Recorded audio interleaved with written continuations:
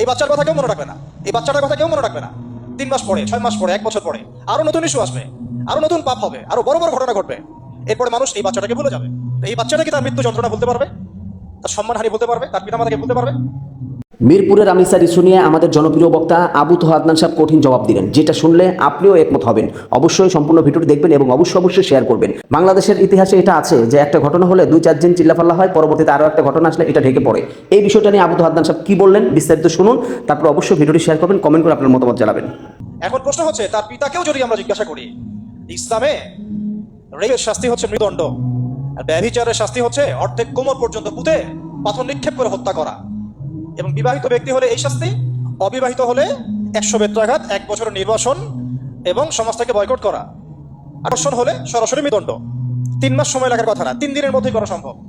এটা শরিয়া আইন, এটা আল্লাহ রাব্বুল আলামিনের শরিয়া বিধান। এখন তারাও কি এটাতে রাজি হবেন?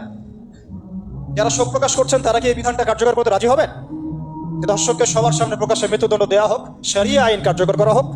রাজি হবেন না। কারণ আপনারা বলবেন এটা করতে গেলে বাংলাদেশ নাকি মৌলবাদী রাষ্ট্র হয়ে যাবে। তো সমস্যার গোড়ায় আপনারা যেতে চান না, ডালপালা নিয়ে নাড়াচাড়া করেন। জেনা ফ্রি মিক্সিংটাকে উন্মুক্ত করে দেওয়া হলো, ছেলে মেয়ের অবাধ বিচরণটাকে উন্মুক্ত করে